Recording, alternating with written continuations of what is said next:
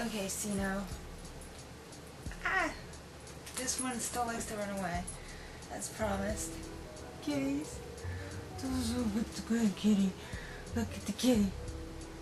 Hi. Hi, I'm the cat. Hi, Sino. I miss you. Okay, put me down. Thanks, Sino, for my gnocchi. Cute little kitty. And I'm sure he loves being held like that. This is my gnocchi. The other one runs around and you can't catch it. But this one sits in laps for hours. She's such a sweetie, but she's not going to sit in my lap. Okay. Okay, here we go. I'm Mowie Kei, and this is episode 2 of my Ask Mowie video blog. I'm just going to do 20 questions by Graveyard Shifter because he was thoughtful enough to write out 20 questions for me. So I'm going to do my best to answer them all. What inspired you to become a part of the radio show? Okay, well actually I think the radio show started before any of it actually. Clef and I had talked about wanting to just do an internet radio show so that we could play whatever the hell we wanted and just like do skits and have a good time. And honestly we haven't done enough of that, the skits and have a good time part, because we've mostly been doing interviews and everything. But you know, we did the Mowie Kei commercial and the I Know Wu-Tang and all that stuff. And we wanted to just have like an outlet to just be creative and crazy and play whatever music we wanted. So before it even came to market or anything like that, we just wanted to have a show. And so that's how I became part of it, because we decided to have a show. And then, boom, that was that. Is this a career choice you might consider expanding on more in the future? If I have time. Kept pretty busy running the store and everything like that. But yeah, I wouldn't mind having like an XM radio show or something like that. That would be fun. I like radio better than I like video, which I'm branching out with now. But I'm a lot more comfortable in radio because you can just talk and be yourself. Don't have to worry about how you look or what you're coming off like, what facial expressions you make. But yeah, definitely. I mean, I'm not gonna wake up tomorrow and become a biologist. I'm definitely gonna stay in the music industry, and yeah, if I had the opportunity to and the time to do something bigger, I certainly would. Being part of a movement such as Chambermusik Radio Records, what have you learned about the industry as a whole? Oh my god. I've learned, I don't know where to begin on that, because I've learned everything I know about the industry.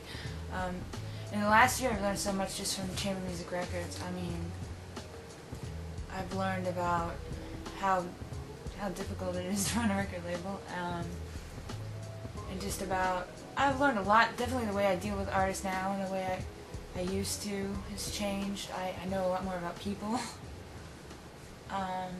just from like interacting with all different personalities and learning about the patterns of behavior of different artists and learning how people in the industry work. That's one thing we learned this year with the Koch people. It's like we were the independent guys, and that was one, and we were dealing with artists, and that was one way of thinking. And then we get in with the corporate guys and the business guys, and they have a whole different way of seeing the world. So now we're learning about how that affects us. And so I guess that was kind of a vague answer, but that's what I've got right now. So I don't know, I've just learned a lot about life through the industry. What are your musical tastes? For instance, what are some of your favorite artists? My musical tastes are extremely varied. Like everything from jazz to like folk rock to like, you know, like 70s folk rock to hip hop. My favorite, all-time favorite, well, I already listed my favorite rappers. I would say that my favorite singer of all time is Karen Carpenter.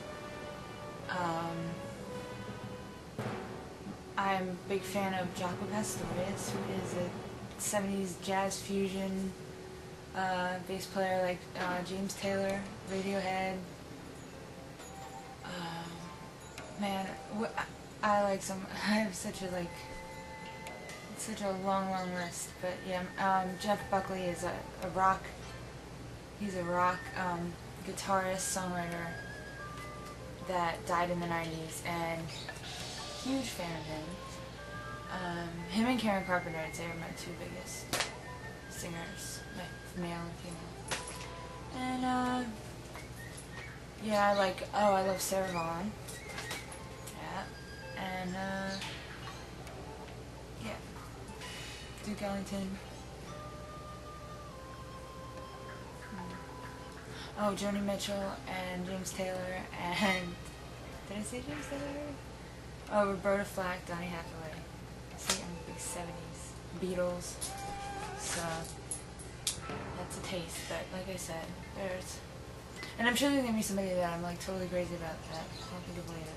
Portishead. In a few words, how would you describe yourself? That's like one of those questions on a college application that I would fail. I'm interesting. I'm unusual. I am bossy, sometimes bossy, but I have a good heart.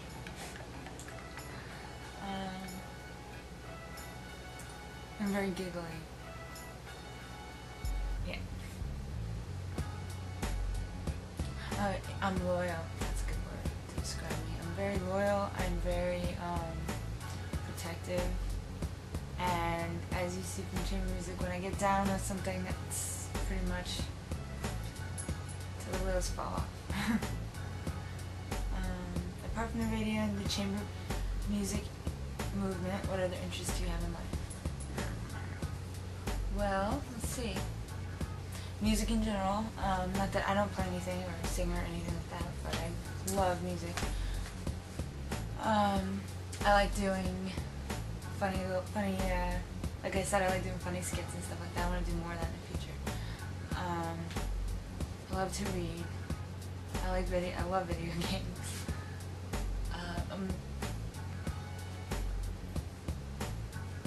I like just learning new stuff, trying to help people out. Oh, I'm passionate about cooking. I love to cook. I'm a really good cook. You can ask anybody who's been to one of my parties. That's not bragging, it's true. We should one day open like Chambermusik food, Chambermusik restaurant, and I'll be the head chef. I don't know, I have a lot of interest though. So it's hard for me to list them because I go through them very quickly. What is your personal opinion on the media these days? My personal opinion on the media these days is that it's mostly crap. I think it's completely ridiculous that there's an entire news network that is biased towards one side. And I guess like in counter to that, then we need to have a news source that's completely biased. The other side, I don't really think we have that, but I like CNN because they try to use both sides. But I think that in general the media is bullshit. I think that there's way too much time spent trying to get pictures of Jennifer Aniston with her makeup off.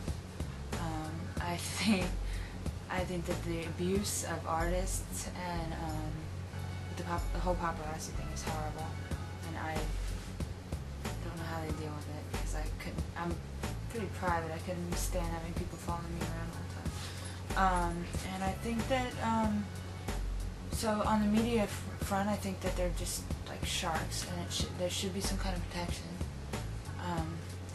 for human beings against the predators. And on the political side, I think that they're too political. I thought that news was supposed to be neutral, but now everybody's a pundit and everybody has an opinion, and I don't really want to hear people's opinions. I just want to hear the facts sometimes, you know? So I think that journalism is pretty much gone to shit. But then, you know, that's what YouTube is for. So that people can do whatever the hell they want and change the game.